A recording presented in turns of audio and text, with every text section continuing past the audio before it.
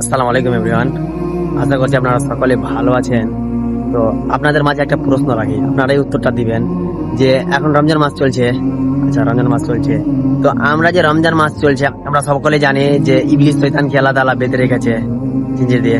তো আল্লাহ তাআলা যে ইবলিস শয়তানকে মানে বেঁধে রেখেছে, তবুও তো আমাদের দ্বারাতে ওই হারাম কাজ হচ্ছে, ওই জিনা হচ্ছে, ও মানে যা কাজ করছিলাম সব কাজই তো আমাদের দ্বারা হচ্ছে। তাহলে তো আমরা তো নিজেই ইবলিস শয়তান না?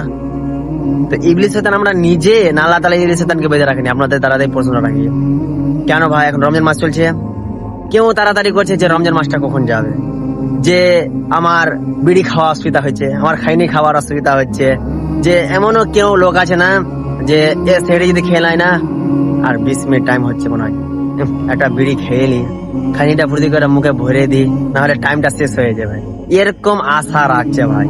আর এরকম যে আশা রাখছে সে কি ইবলিসের মতন হতে পারে না অন্য কিছু? আপনারাই জানাবে। এখন ফের এরকম কথা বলছি, কেউ ফের গালি দিবে, সালা যাক না, নিজে গেলে মনে হচ্ছে খুব ভালো হয়ে গিয়েছে তো এরকম। আরে ভাই, আল্লাহ তাআলা আমাকে যতটি হেদায়েত দান করেছে না, যতটি ইলিম দান করেছে, আলহামদুলিল্লাহ, আল্লাহ তাআলা যেন আমাদেরকে আরো দান করুক, আরো হেদায়েত দান করুক।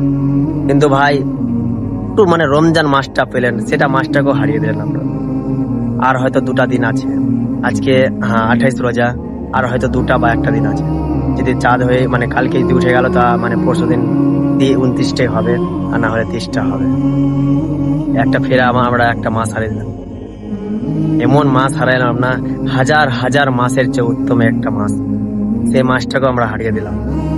আর পাবো কি পাবো না জীবনে সে জানি না ভাই, তবে যদি আল্লাহ তাআলা আমাদের নসিবে থাকে তাহলে আছে। এখন 2টা দিন আছে না, তওবা করুন ভাই, আর ফিরে যান। আর ফিরবে ভাই, 28টা দিন হয়ে গেল, যাকে হেদায়েত দিল না আর এখানে আর কি হেদায়েত?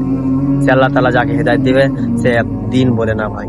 তো আল্লাহ তাআলা আমাদের সবাইকে হেদায়েত দান করুন, আমিন।